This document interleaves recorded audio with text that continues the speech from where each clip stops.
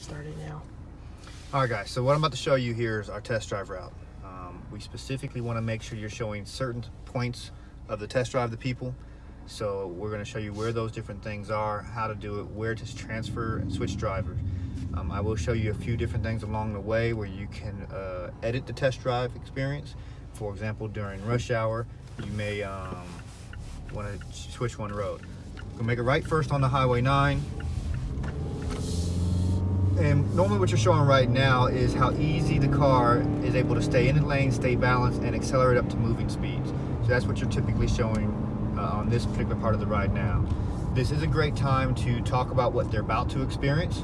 And if you have time, for example, passing cars here, talk about things like blind spot monitoring, showing that to them so they can see it right now.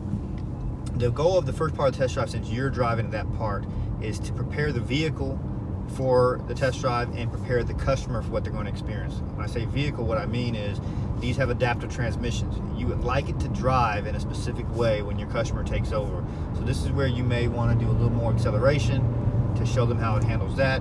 This may be where you steer a little differently than you normally would.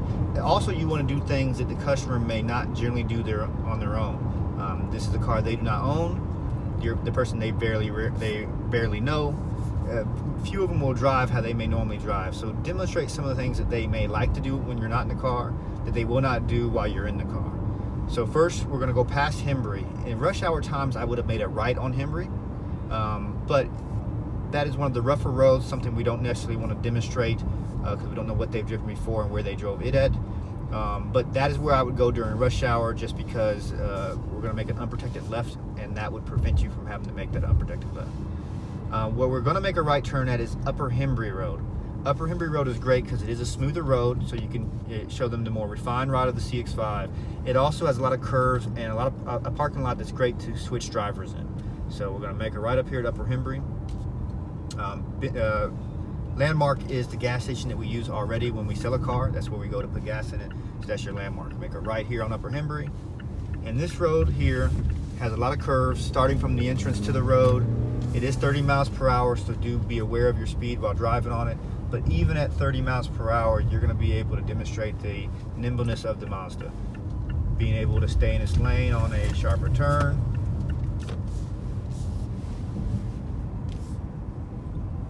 Purses, maybe we'll hold on to our purses.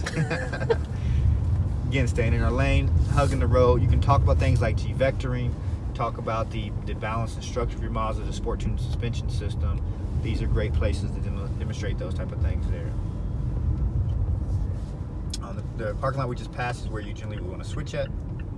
And this is that unprotected left. It's really the only negative of this test drive route, other than total time spent. Regular time, this is an easy left turn to make. Visibility is good, so you shouldn't have to worry about it. Rush hour, it could be a tad more challenging. Again, you're showing them how you can merge in the traffic, how easy it is to accelerate. This is where they're experiencing that themselves. On your test drive, you can prepare yourself for the highway ride, which is a great place to demonstrate the adaptive cruise control. But talk about the systems itself. This is a great time to talk about smart city braking, smart braking, distance recognition, because those systems work tandem with the adaptive cruise control. Explaining them now makes it much easier when the customer is going to demonstrate it themselves on the highway. So talking about how the cameras and the radar sensors are watching traffic flow, which ones work at low speeds, which ones work at high speeds, and how they overlap. Talk about lane departure warning system. Right now we're in a little bit of traffic. Again, still a little bit of a rough road here on Hembry Road, but this is where you can demonstrate lane departure warning system if you are able to get up over 40 miles per hour.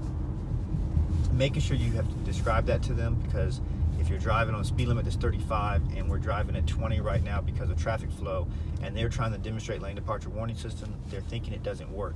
You have to make sure you've told them at what speeds it does work and how it works. Explain the aggressive settings changes for that. Some people do not like features like that because they're overly aggressive. Some people want one that's overly aggressive. You don't want to run into either of the negatives. You don't want somebody to not buy your car because they think you have a feature that is overly aggressive. You also do not want them to think your feature isn't working as intended because they expect it to be. So make sure you tell them that ours is subtle. It's meant to grab your attention, to notify you what's happening by slightly nudging you back into your lane, not overly throwing you one way or the other. Now we make a left here on Westside Parkway. On your map, it's listed as Morrison because it changes names a couple times during this test drive. But this is Westside Parkway. We're going to make a left here. This is a great time to talk about blind spot monitoring and how ours differ from a lot of our competitors. So you can mention here in a 2 left turn lane how if we were making this left turn and a vehicle switched from behind me into my left lane, my car is actually going to notify us of that. It works at 6 miles per hour higher. These other vehicles that are behind us and to the left of us start anywhere from 20 to 30 miles per hour. They work at moving speeds, hence Highway 9 or the highway itself. They don't work at low speeds, which is good for stop and go driving in traffic. It's great for double lane turns or merging. It's also great for parking lots. So explaining how ours differ is a great benefit. This is also a place where you can use the pedestal mirrors. As we're going around this curve, you're going to be able to see things that other cars cannot because our mirrors are mounted to the door, not the pillar. So you can show them that I can see in this area that's normally blocked. You can explain that also helps with wind noise because the wind will now go between the mirror and the pillar versus hitting the mirror and the pillar and echoing inside the vehicle. Again, you hear blind spot monitoring go off even at this low speed, catching that vehicle that's now trying to pass us. Now, this is another place where you can differ. More basic test drives are just going to go straight, make a right on Haynesbridge. That's taking you right where you want to go. But we demonstrated the curvy road for the customer, and we would like them to demonstrate it a little bit themselves. So I will detour from that part of the test drive, making a right at this light coming up, and that will give them low speed curves as well.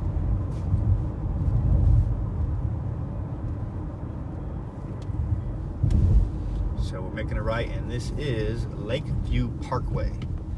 Another office road where a lot of office complexes are, but you making a sharp right curve onto a hill, a hump.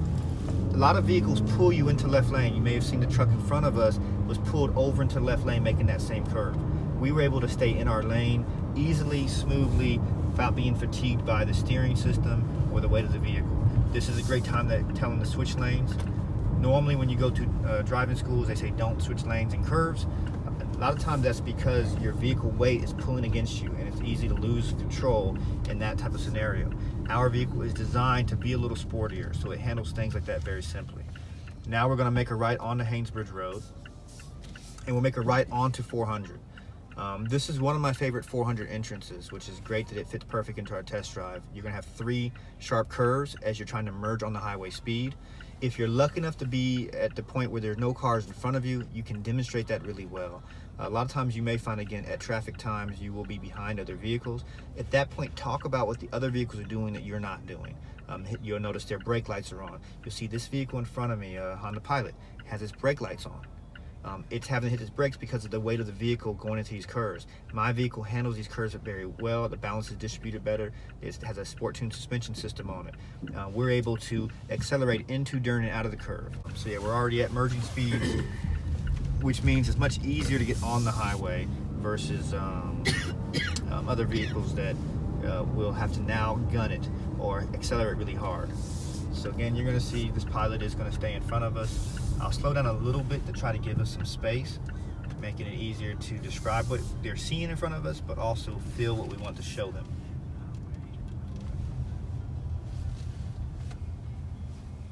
Now we're going to go one exit on the highway. Go ahead and turn on your adaptive cruise control so we can demonstrate that. So I'm going to let the Honda get a little bit of a head start, as well as this, oh great, Toyota Camry driver. We know they are not going to accelerate very quickly, so we're going to try to get a little bit of space.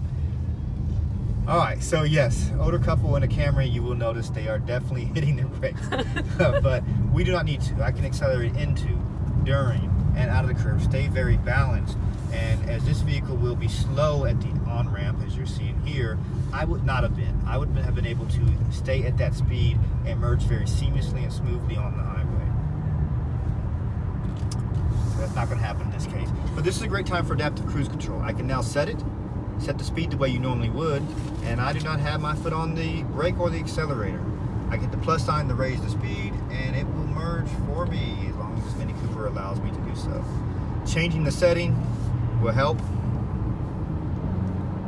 and now it is going to go. I've got the speed set at 66 miles per hour. The speed limit is 65, but the vehicle in front of me is going slower than that, so I am driving 51 miles per hour. If they slow down, as they have now, I'm at 50. My car will slow down. If they speed up as they're doing now, I'm at 53 miles per hour. It will go all the way up to 66 based off the traffic flow in front of me.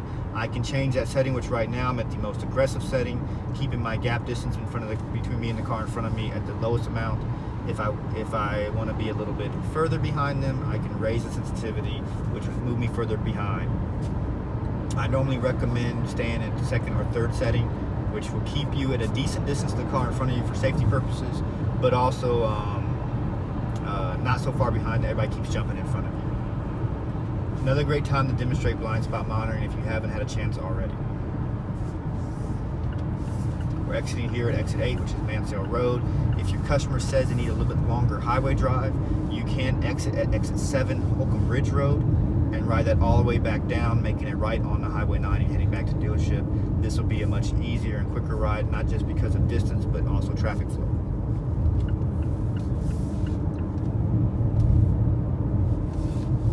Alright, I'm going to go ahead and take over driving now, hit the brake, take back control. So now I am controlling the acceleration and the braking of the vehicle. We're going to make a right on Mansell Road.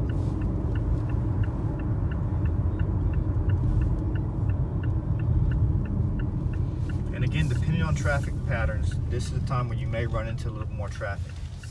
So we're going to detour off of Mansell Road. If traffic is moving very fast and quick, you can ride Mansell all the way down to Highway 9, but with the new roads they've built recently, our test drive route will be a little different. If we can ever get on to Mansell Road.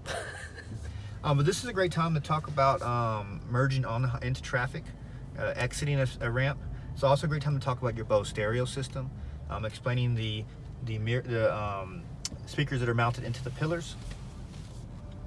These are neodyne speakers, which allow you to have an actual full range speaker in the pillar versus just a tweeter, so your sound quality is a lot better. And being mounted and angled towards the occupants in the cabin is much better than angled towards the windshield, as you'll see in most vehicles.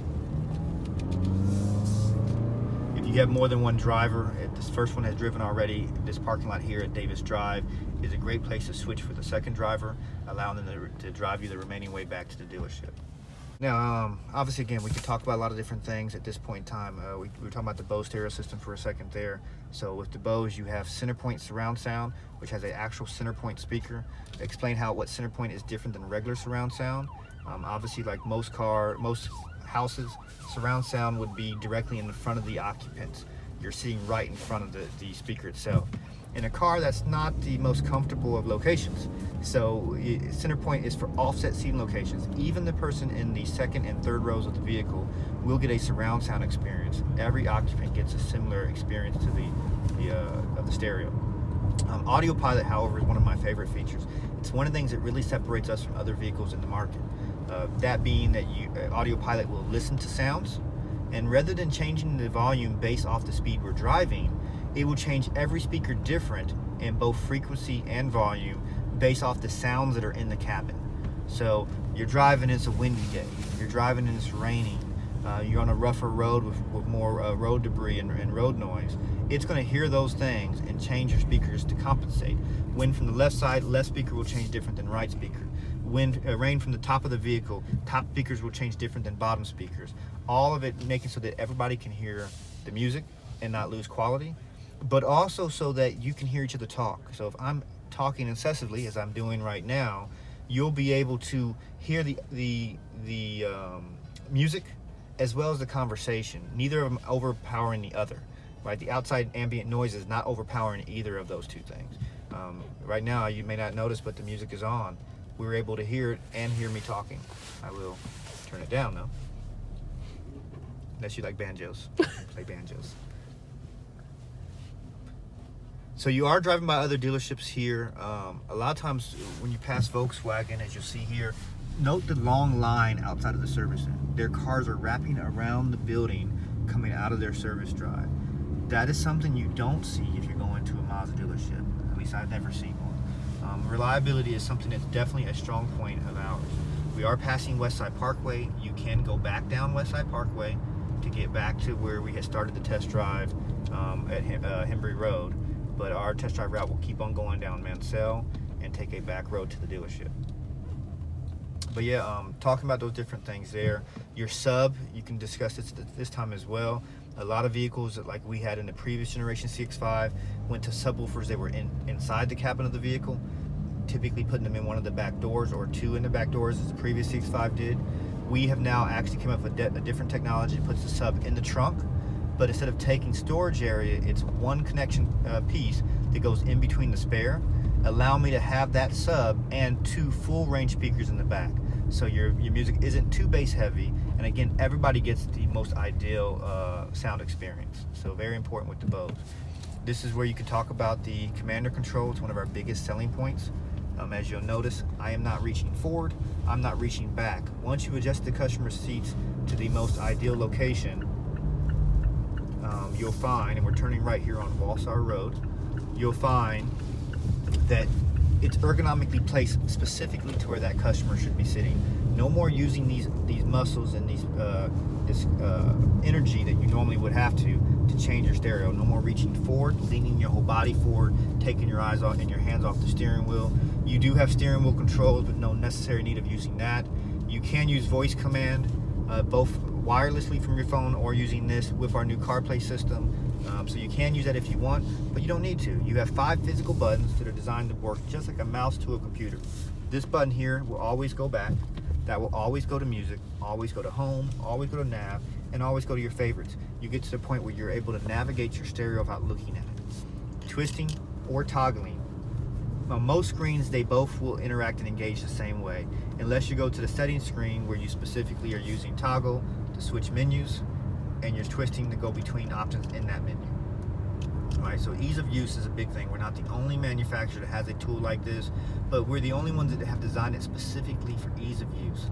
You know, most of them are multi-layered systems where the controls and buttons do different things on different screens. Cool if you're sitting in front of a computer, you're messing with a tablet or smartphone. Not if you're driving a car. We need to focus on driving. Same reason why our screen is mounted high. Now we're turning right on Alpharetta Highway, which takes us right back to the dealership, making a right back on Elkins Road, which goes right back into the dealership. And note the differences. If they've been to Honda and test drove, they've been to Toyota, you point out that you know that Honda and Toyota are specifically going to put you on Highway 9, drive straight down the road, and you turn back, right? Our test drive specifically did not do those things. We went on specific roads to show you handling, braking, steering, acceleration, right? So note those things, because they experienced it, and pointing that out will help you, especially if you've driven on a rough road that the other manufacturers and dealers avoided. Point out why we're driving on it. Point out the differences in what they're feeling, and then when you're on a smooth road, point that out so that they can compare it what they experienced with the other car that only drove on a smooth road. Hope this helped. Thank you very much.